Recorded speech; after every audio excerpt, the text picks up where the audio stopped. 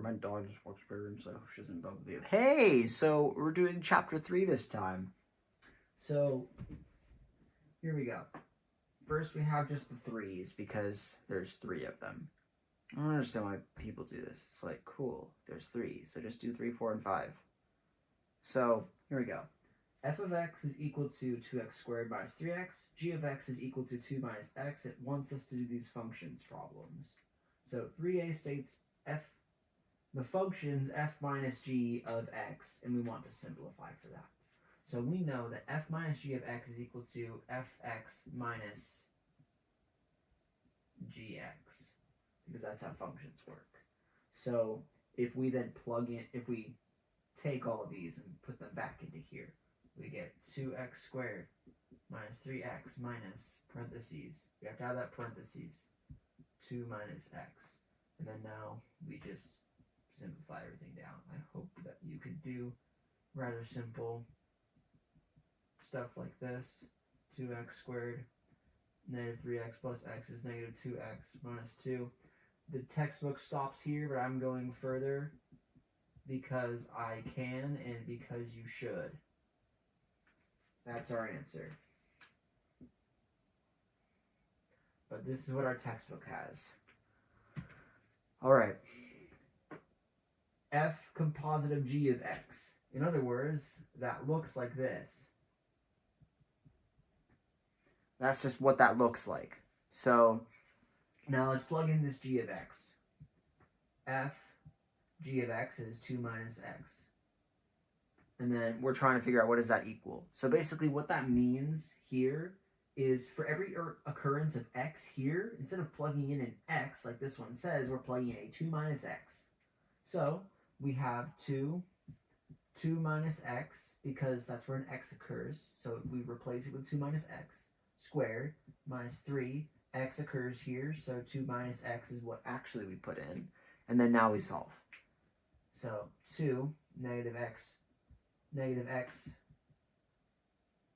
squared, and then we become negative 2, so negative 4x plus 4 minus 3 times 2, which is negative 6, plus 3x. Distribute that negative over.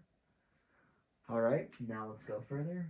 2x squared minus 8x plus 8 minus 6 plus 3x.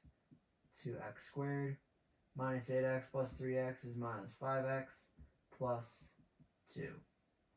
Now, this is our answer for that one. And yes, this is what I have.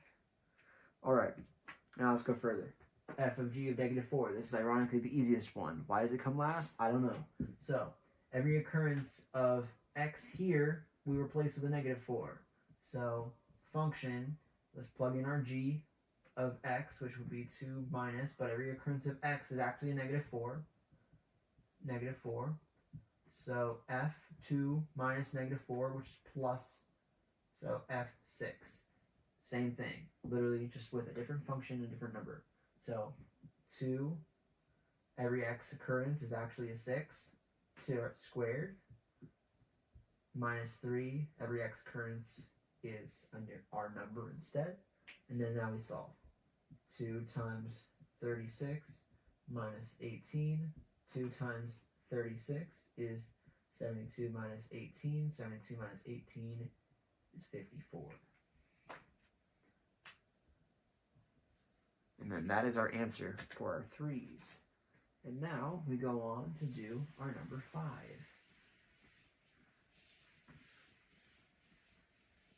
Our number 5 states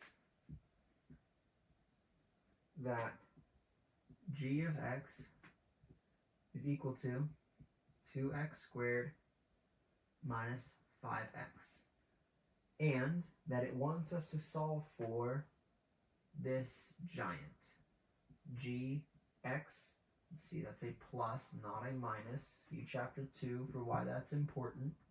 Minus g minus x, or g of x, over h. Alright? And now, let's solve, or simplify down, this nonsense. Okay? So, let's first Get everything good. So gx plus h is the same as g of x, but every time an x occurs, it's actually an x plus h. So 2x plus h, because that's where an x occurs, squared, minus 5x plus h. Minus, put it all in parentheses. This is the same exact thing as this, so we just copy it over. Why I'm putting parentheses on this one and not this one is because our coefficient here is a positive, so it doesn't actually need it. All over h. And then now we simplify.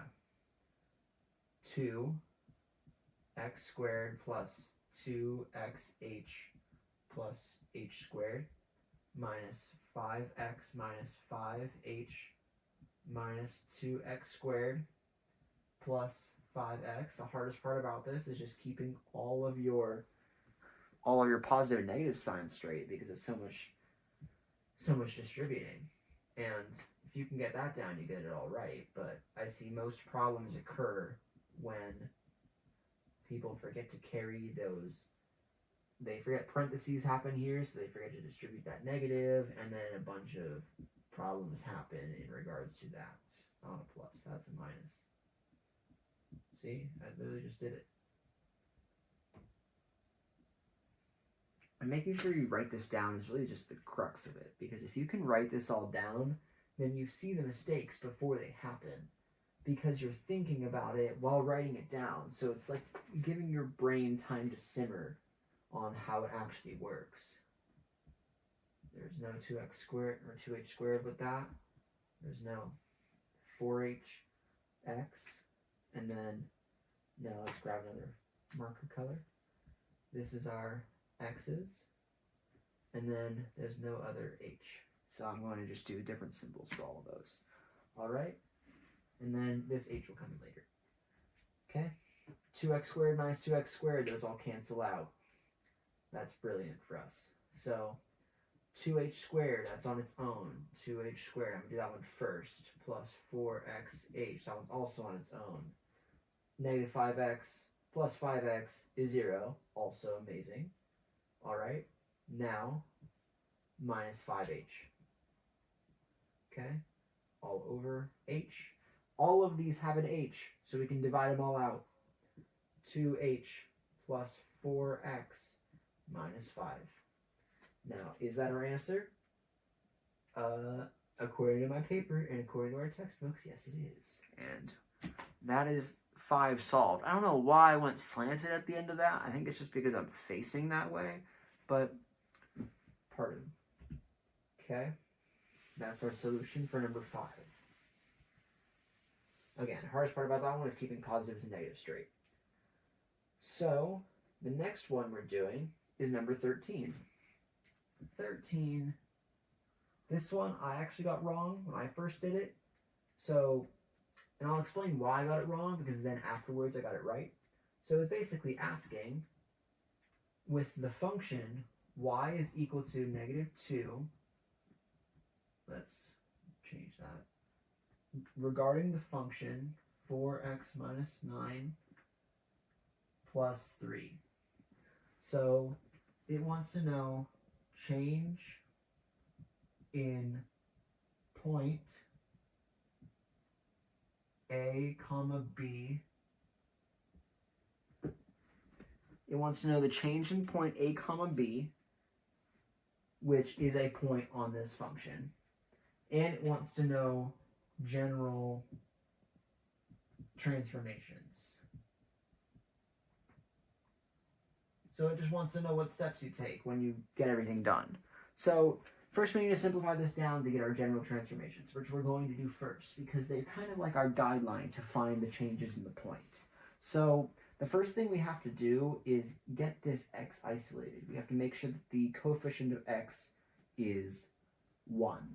So y is equal to negative 2 f, take a 4 out, x minus 9 divided by 4, because we divided that x by 4, got to divide that 9 by 4. And then parenthesis, plus 3, excuse me. Alright, now we can talk about our general transformations. So how our transformations work is we have to start at the x and then work our way outwards. Okay? Now, our basic laws state that when you have something subtracting the x, it's actually adding in the horizontal direction. So this part is done. So let's actually just mark it really quickly. So the first thing we do is this actually shift in x direction. I'm gonna write that one again because it's all slanted. Shift right, which is the same as in the x direction, positive 9/4. All right. Now the next step is this 4. So this is where I got it wrong. Basically, there's an abstract rule of math, which we won't be dealing with on our final. We will not be dealing with this on our final. That says that when you have a horizontal shift, it's going to be horizontal because that's what changes in our x. Because what defines what we change in our x and change in our y is just depending on where this function is. Everything inside the function changes the x, everything outside the function changes the y. And that's really the simplest way to do it. So this here, if it's inside, basically says it's the reciprocal of that, which is some abstract rule which we're not going to deal with in our final. If we have this problem on our final, I actually asked the teacher already. She said it's going to be simpler than this. And she says that it's going to be f of x minus some other number. It's not going to be, this coefficient on x is always going to be 1, so we don't even have to deal with this. So we're going to have a horizontal, what was the word I used? Stretch by 1/4, because it's the reciprocal. This is the one that we're not dealing with, so I'm going to put a star by it. All right? Now, we've worked our way to the function. So now what we need to do, we need to talk about the things surrounding the function. So the 2 is the closest thing to the function, because this is being multiplied. This is just being added. So the 2 says that we have a vertical shift by 2, factor of 2. I'm going to put times sign there, by times 2. All right? Now, there's no weird math rule that says that that's also reciprocal. That's just 2. I don't know. It's confusing, I guess. I guess we would have learned it. All right, next one is this negative sign. The negatives and the other thing would be different because they describe different steps in our general transformations. So now we also have, so if we take all the y values, because now we're discussing y values, and then we flipped them so that they all became negative, they would all go to over here, which means that they flip over the x-axis. So it would be an x-axis reflection.